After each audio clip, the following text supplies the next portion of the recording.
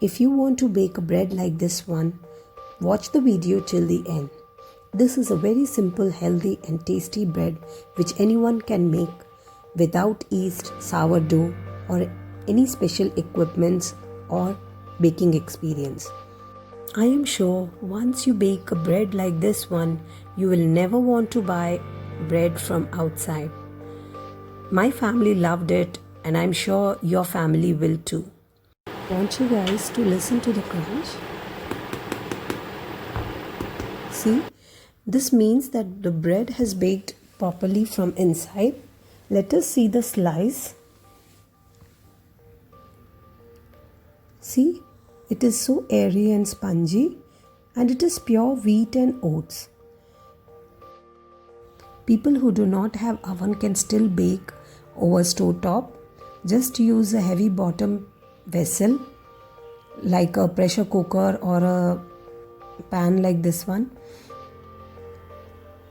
Spread some sand or salt. Place any stand or a dish so that your baking tray or pan is not in contact with direct heat. Cover with a strong lid and your oven setup is ready. Let's start with our bread recipe. We'll need all these ingredients. I will add a detailed list in description box. We'll also need a sifter and a tray to bake the bread. Our next step is to prepare the buttermilk. Here I am taking lukewarm milk and mixing vinegar to it, and I'll set it aside for 5 minutes to curdle.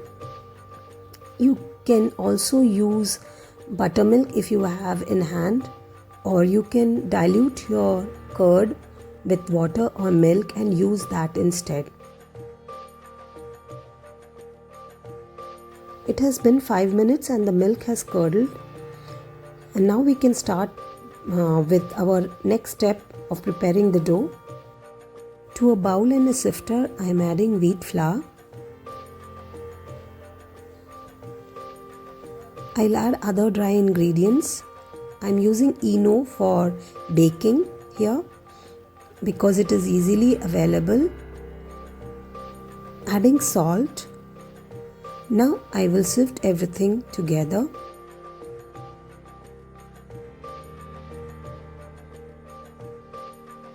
Friends, I never discard this husk that is left behind after sifting the flour because there is no impurity or dust in it, so I'll just add it back to the flour. Clean your hands and get ready to prepare the dough. At this point, I forgot to add oats, which I'll do later. Now what I'm doing is adding cold butter. Mash butter with fingers and mix with flour as evenly as possible.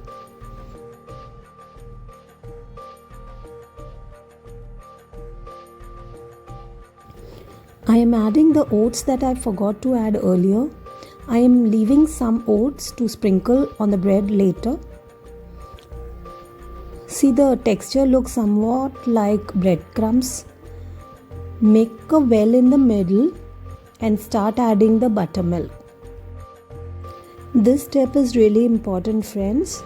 Just see how I am mixing the liquid ingredient with the dry stuff because you do not have to knead it here like you do for your chapati dough. Just bring everything together with fingers without using your palms.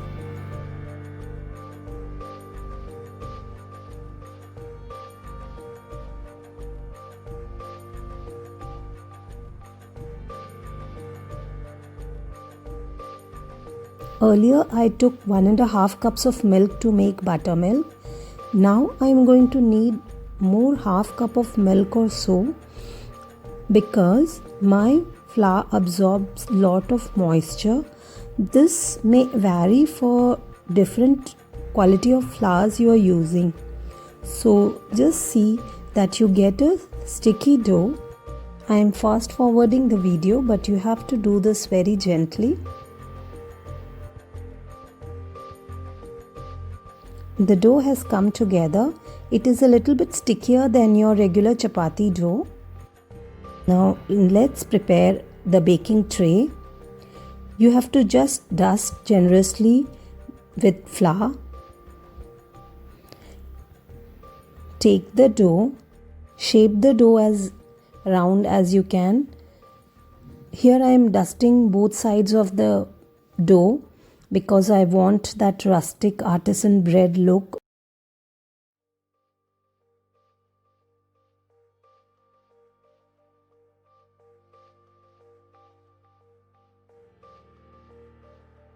Flatten it from top and it's done. Take few teaspoons of buttermilk or milk in the same bowl and apply this on top of the bread. This will ensure that the top doesn't dry out in the hot oven. This will also give a golden crust to the bread. Sprinkle some oats that we have left aside.